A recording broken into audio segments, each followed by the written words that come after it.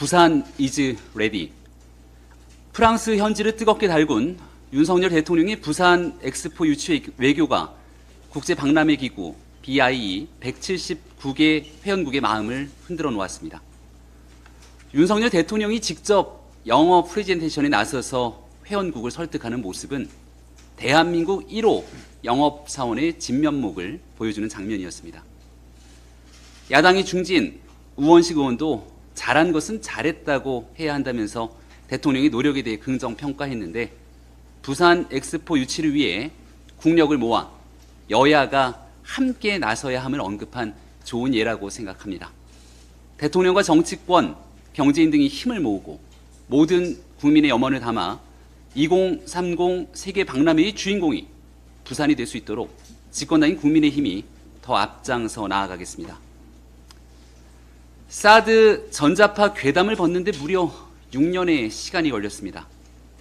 사드 전자파가 참외까지 오염시킨다면서 성주 참외를 전자레인지 참외라고 온갖 괴담을 늘어놓았던 시절이 있었습니다. 현재 제1야당 민주당의 핵심 정치인까지 나서서 선전선동에 열을 올렸고 사드 전자파 문제는 국론 분열의 문제뿐 아니라 우리 안보에도 커다란 위해를 가한 사건이기도 했습니다. 6년의 시간이 흐른 뒤에야 환경 영향 평가의 결과가 나왔고 결론은 괴담이 아닌 과학의 승리였습니다. 이제 온갖 괴담 유포와 선전선동에 앞장서 온 이재명 대표와 민주당이 답을 할 차례입니다. 이재명 대표에게 묻습니다. 아직도 사드 전자파가 인체에 치명적인 영향을 미친다고 믿습니까? 가발 뒤집어 쓰고 사드 괴담 노래하던 민주당 의원들에게도 묻습니다. 아직도 강력한 전자파 밑에서 내 몸이 찢어질 것 같다고 믿고 있습니까? 아니라면 즉각 국민 앞에 고개 숙여 사과하고 다시는 이런 괴담 유포하는 일이 없을 거라고 국민 앞에 천명하기를 바랍니다. 그렇지 않다면 민주당은 여전히 괴담과 선전선동을 자양분으로 삼아 국민의 눈과 귀를 가리는 무책임한 무도한 정당임을 스스로 입증하는 꼴이 될 겁니다. 사드 전자파로 몸이 찢어질 것 같다고 국민을 호도하던 민주당은 이제 후쿠시마 오염수 괴담으로 방향타를 틀어 또다시 자신들의 정치적 이득을 도모하려 안간 힘을 쏟습니다. 괴담에 맞서 진실을 얘기하는 이들을 향해서 이재명 대표는 돌파리라는 악담을 서슴지 않습니다. 사드 괴담의 6년 역사를 돌아보면 누가 과학을 얘기해 왔는지, 누가 돌파리 정치를 해왔는지는 더욱 분명하지 않습니까? 이재명 대표와 민주당은 괴담 유포, 장외 선전선동의 돌파리 정치 즉각 중단하고 자신들의 주장이 그토록 타당하다면 공개 토론을 제안하는 과학자들과 함께 토론대의 단상에 올라서기를 바랍니다. 공교육 정상화는 문재인 정부와 친더불어민주당 성향 교육감들이 줄곧 외쳐온 것입니다. 더불어민주당 이재명 대표는 지난해 1월 대선 공약을 발표하면서 사교육 의존도가 높은 초고난도 수능 문항을 폐지하겠다고 약속했습니다. 같은 당 강민정 의원은 킬러 문항 금지법까지 발의했습니다. 여기엔 강득구, 김윤덕, 김의겸, 윤재갑, 이수진, 전재수, 최강욱, 최혜영, 강은미, 용해인 의원 등 10명의 의원들이 동참했습니다. 자신들이 공약하고 법안까지 발의한 사실을 잊고 반대를 위한 반대를 하고 있습니다. 내로남불, 뻔뻔한 말 바꾸기가 일상이 됐습니다. 같은 주장을 두고 정쟁을 벌이려는 희한한 막장극을 중단하십시오. 경북 성주 주한미군 고고도 미사일 방어체계 사드 기지에 대한 환경부와 국방부의 영향평가가 6년 만에 마무리됐습니다. 괴담은 사실을 이길 수 없다는 점이 다시금 증명됐습니다. 국민이 사실을 정확히 알면 괴담은 자취를 감출 것입니다. 괴담은 사실을 이길 수 없습니다. 윤석열 정부는 국가균형 발전에 진심입니다. 부산 엑스포 개최를 위해 대통령께서는 프랑스 파리에서 역사상 가장 완벽한 세계 박람회를 만들 것이라는 당찬 포부를 밝혔습니다. 엑스포가 부산에서 개최된다면 부산은 글로벌 도시로서 다시 한번 도약하게 될 것입니다. 부산 이니셔티브는 디지털 격차, 기후변화, 보건위기, 식량 문제, 미래세대 인력 양성 등 국제 문제 해결의 상징이 될 것이며 나아가서 더 큰 물류의 거점으로 부산을 발전시킬 것입니다. 엑스포 개최 결정까지 남은 기간은 5개월입니다. 국민의힘도 엑스포가 꼭 부산에서 열릴 수 있도록 꼼꼼히 살펴보고 최선의 노력을 다하겠습니다. 산업은행도 부산으로 이전해야 합니다. 산업은행이 부산으로 이전되면 수도권과 지방의 금융격차가 크게 줄어들게 될 것입니다. 수도권과 함께 동남권이라는 축을 이뤄 우리 경제를 도약시킬 것입니다. 무엇보다 산업은행이 부산으로 이전되고 부산의 여건이 개선되면 양질의 일자리가 부산에 생길 것이고 부산의 청년들이 좋은 직장을 찾아 부산을 떠나지 않아도 될 것입니다. 주변 자영업도 활성화돼서 다시 부산을 발전시키는 선순환 구조도 생길 것입니다. 민주당의 방해에도 반드시 추진될 수 있도록 살펴보겠습니다. 윤석열 정부는 국토 균형 발전에 진심입니다. 엑스포 개최와 산업은행 이전은 여야를 떠나 부산과 부산의 국민에게 큰 이익을 가져다 줄 것입니다. 국토를 더 넓고 효율적으로 쓰려는 노력에 여야나 지역구에 관계없이 모두 함께해 주시면 좋겠습니다. 감사합니다. 문재인 정부에서 김정은의 신위기 경호와 중국의 눈치를 살피기로 6년간 지연된 사드의 정식 배치를 위한 일반 환경 영향평가 결과 인체에 무해하다는 과학적 근거가 확인되었습니다. 사실 지난 정부의 국방부는 2018년 이미 사드 전자파가 무해하다는 조사 결과를 보고받고도 국민들께 공개하지 않았습니다. 이는 문재인 정부가 사드 괴담을 장려하고 선동하는 데 가담했다고 밖에 볼 수가 없습니다. 당시 사드 전자파 가짜뉴스를 확산하는 데 가담한 공범인 민주당의 전현직 당대표 및 국회의원과 시민단체는 거짓 괴담 유포에 대한 책임을 지고 대국민 사과를 해야 합니다. 이제 전자레인지 참여는 모두 거짓으로 드러난 이상 과학적 근거를 무시하고 후쿠시마 유언비어로 또 사회적 혼란을 조장하고 국민들을 갈라치게 하는 세력들의 나쁜 선동은 당장 멈춰야 할 것입니다. 원자력 분야 최고 학술단체인 한국원자력학회는 실증적 자료와 다양한 과학적 분석에 따르면 후쿠시마 원전 오염수는 우리 국민의 건강과 우리나라 해양 환경에 영향을 미칠 수 없다는 입장을 밝혔습니다.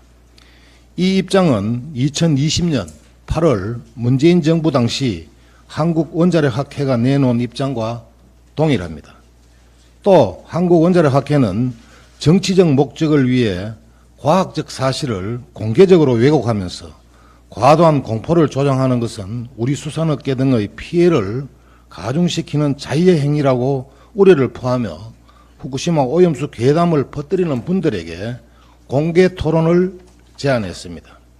40년간 방사능과 원자력을 연구한 과학자들을 돌팔이라고 매도했던 이재명 대표는 응당히 한국원자력학회의 공개 토론 제안을 직접 수락할 것으로 기대합니다. 만약 이재명 대표가 학회의 제안을 거부한다면 수산업계 등의 피해를 가중시키는 자해행위를 부채질하는 것과 다름이 없는 만큼 본인 주장을 뒷받침할 수 있는 좋은 기회를 꼭 살리시기를 바랍니다. 이제 막 출범한 민주당 혁신위의 제1의 과제도 후쿠시마 오염수 방류에 대한 국민들의 우려를 해소하는 데 초점을 맞춰야 할 것입니다. 광우병, 사드 괴담에서 확인되었듯 거짓말로 국민들을 선동하는 세력들을 진실의 문으로 나오게 하는 그만큼의 혁신은 없을 것입니다. 이재명 친이대로 대부분 구성된 혁신위가 혹시나 했는데 역시나로 이재명 대표 구명운동에 전념한다면 그 간판은 국민들로부터 외면받게 됩니다. 민주당의 혁신위는 국민을 위한 괴담 진실 구명에 앞장설 것인가 아니면 이재명 대표를 성역으로 만들 것인가 선택해야 할 것입니다. 네, KBS가 TV 수신료를 전기요금에서 분리징수하는 방송법 시행령 개정을 멈춰달라면서 어제 헌재 가처분을 신청했습니다. 국민이 낸 수신료로 직원 절반이 1억이 넘는 연봉을 누리면서도 방만 경영, 편파 보도를 일삼은 데 대한 반성조차 보이지 않고 있습니다. 오로지 시청료 제밥이 먼저임을 자인하는 꼴입니다. 묻지마 수신료 더는 안 됩니다. 방송법 시행령 개정안은 수신료 징수를 금지하는 게 아니라 수신료를 전기요금과 함께 징수하지 말라는 것입니다. 국민 기본권을 침해하는 것이 아니라 국민의 납부 선택권을 보장해 주는 것입니다. 대표적인 공영방송인 영국 BBC, 일본 NHK도 수신료를 단독 징수한다는 점도 KBS의 주장이 근거 없음을 증명하는 것입니다. 1억 연봉에 받을 만한지 국민에게 묻는 것입니다. KBS가 방송법에 반하는 시행령 개정이라는 주장도 설득력이 없습니다. 방송법 제67조 2항은 KBS가 지정하는 자에게 수상기 등록 업무와 수신료 징수 업무를 위탁할 수 있다는 조항일 뿐입니다. 수신료를 통합 징수할지 분리 징수할지를 명문화하고 있지 않습니다. 통합 징수 방식 역시 법률에 근거가 없다는 점에서 KBS의 주장은 법령책에 대한 이해 부족으로밖에 보이지 않습니다. KBS가 입법 예고 절차상의 문제를 지적하는 것도 억지스럽기만 합니다. 방통위는 법제 업무 운영 규정 제14조 2항에 따라 지난 14일 법제처의 입법 예고 기간 단축을 요청했고 이튿날 법제처에서 입법 예고 기간을 10일로 단축하는 협의 확인 문서를 방통위로 회신했습니다.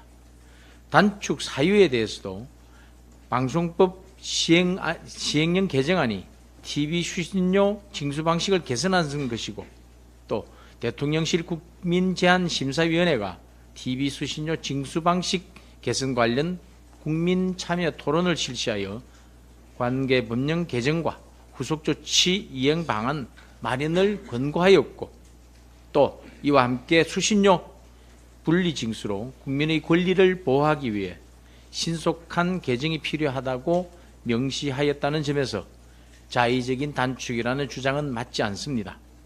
입법 예고 기간을 4분의 1로 단축시켜 입법 예고 제도 자체를 형해화했다는데 수신료 분리 징수는 지난 3월 9일부터 한 달간 국민 의견을 수렴했고 이후 검토 과정에서 KBS 의견도 받았습니다.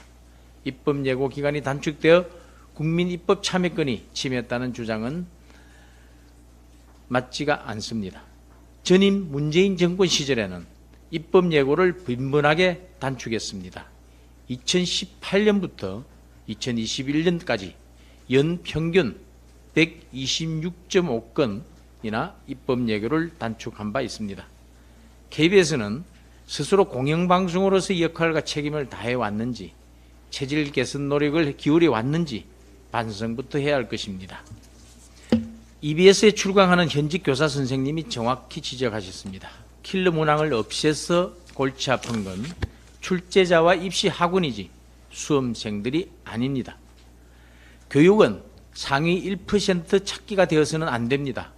상위 1% 골라내기 위해서 99%를 일부러 틀리게 만들고 들러리를 세우겠다는 것은 안 됩니다.